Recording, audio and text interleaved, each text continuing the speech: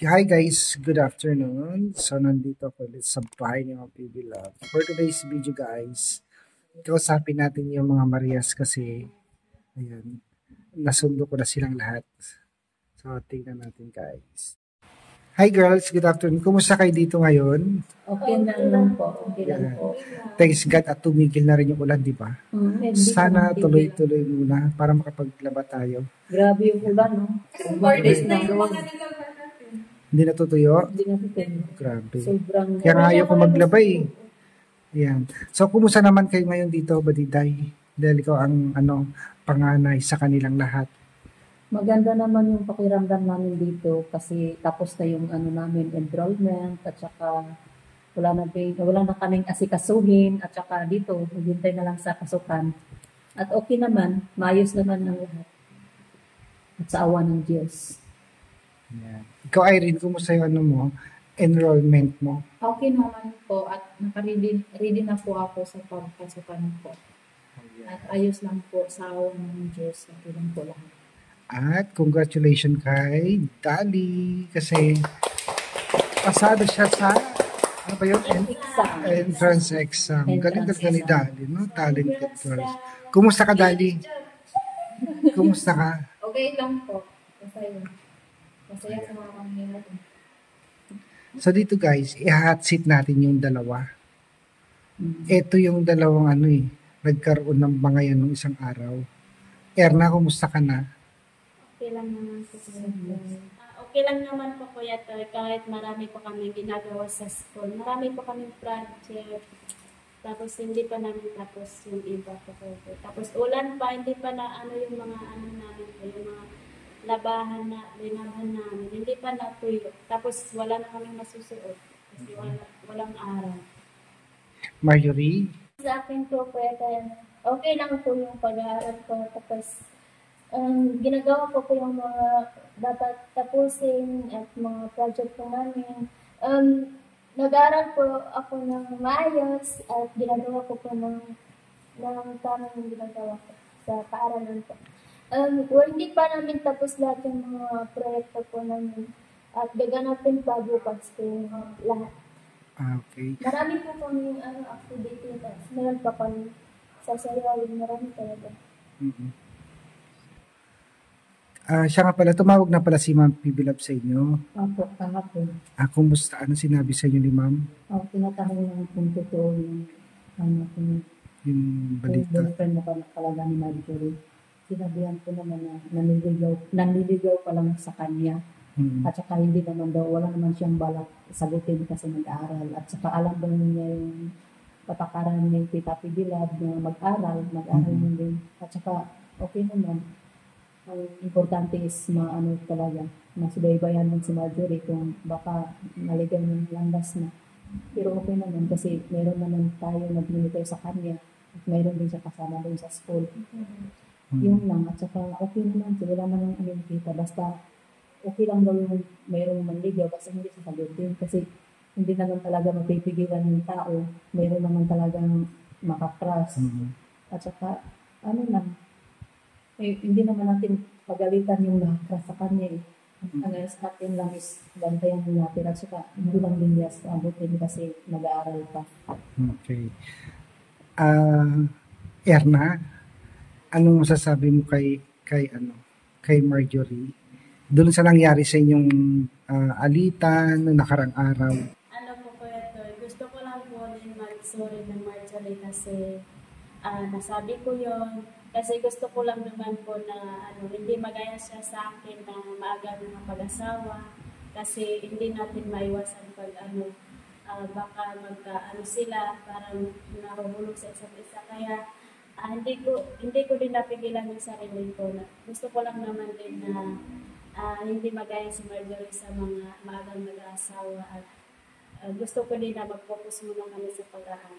Kaya magsasorry po ako kay Marjorie kasi nagawa ko yun. Sorry po Marjorie kasi nasabi ko yun. Kasi concern lang din po ako sa'yo. At sana huwag kang magtanim ng galit sa akin. Sorry Marjorie kasi nasabi ko yun. At sana huwag kang magtanim ng galit sa akin kasi nasabi ko lang yun kasi concern lang po ako sa'yo. At huwag mong isipin na masama yun. Sana wala kang galit sa akin. At ayaw ko lang naman na nagulat ka sa iba na bagong nakapag-asawa. At mag-focus na muna tayo sa pag-aaral natin. Kaya nagsusorry po ako sa iyo kasi nasabi ko yung mga yung nangyari sa buhay mo. Kaya sorry talaga, Marjorie. Para sa akin ito yung pasensya na din kasi sa akin, naninigan lang naman siya sa akin at hindi ko pa siya sinasagot. At sa totoo lang, hindi ako nagpatanim ng galit sa ibang tao at pinapatawad naman kita at pasensya na din kung nagalit lang ako nung unang narinig ko kayo, nag-usapan at patidalay. Pasensya na din kung nagalit ko na sa'yo. Pero hindi talaga ako nagpatanim ng galit at sinamapatawad mo din ako. Okay. Dali, ano nang may papayo mo dun ano may papayo mo dun sa nangyaring alitan ng dalawa na nakasama ka pa doon? Pasensya na din sa akin. Pero huwag mo lang isipin mo mga hindi naman yan nakakatulong sa pag-aaral. Kaya isipin mo lang yung mga bagay na which is nakatulong sa Marjorie, huwag ka mo na mag-boyfriend ng Marjorie, tapos pag-aaral ka muna. Kasi isipin mo yung mga tama na dapat, which is magiging masaya si Tita, magiging siya sa akin, at wala siya naisip na problema. Pwede mo na natin yung i-focus mo na tayo sa pag-aaral kasi yun naman talaga yung natin dito, bakit tayo nandito, diba, pag-aaral tayo. At matapos kayo ng pag-aaral, makatulong kayo sa pamilya. So, huwag mo na natin i-focus sa sarili sa mga bagay na natin. Kung may nanandito sa iyo, huwag mo lang isipin sila, let them na mag-gusto sa iyo. Ikaw naman, Irene, anong mapapayo mo doon lalo na yan si Marjorie, kasi siya yung pinakabata sa inyo. Payo ko lang po kay Marjorie na yung nakakagusto sa yung lalaki, iwasan mo na lang yun. Gusto ko po mag-focus ka na lang po sa pag-aral ng Marjorie.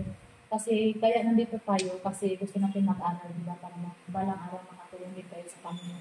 Yung natural naman namin makafocus ko sa'yo, pero hayaan mo yan kasi ganyan talaga ganyan talaga pag tingin nila na dalaga ka na, siyempre nagagandahan sila sa'yo. So, ko sa'yo, iwasan mo yung lalaki, hayaan na lang. At mag-focus na sa pag-aral mo. At kay Erna, sorry din nung narinig ko kayo na wala naman talaga akong galit sa inyo. Nabigla lang din ako nung narinig ko kayo na pinag-usapan ko si Marjorie. Kaya parang nabigla ako sa inyo, kaya ako sa inyo. Kaya sorry sa inyo. Hindi naman ako talaga magtanim ng galit. Hindi din ako marunong na magagalit din sa inyo. Alam mo naman, Erna, mahal kita talaga. Padiday, bilang nanay ni Marjorie, ikaw naman, ano may advice mo sa kanya?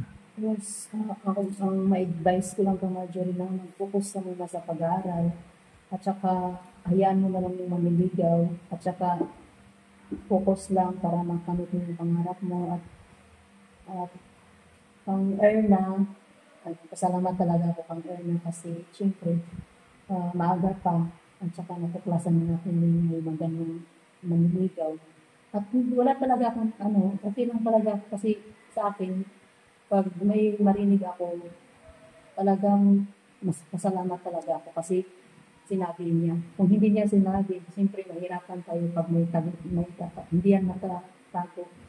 May labas talaga. Kaya thank you talaga, Erna. At saka Marjorie, mag-focus kayong dalawa mag-aaral kasi kayo pa yung grade 11. At STEM pa yung niyo, mag-aaral kayo ng mabuti kasi pahirap yung mga subjects niyo. At saka walang problema kung makapagtapos na kayo, pwede na kayo mag-asawa.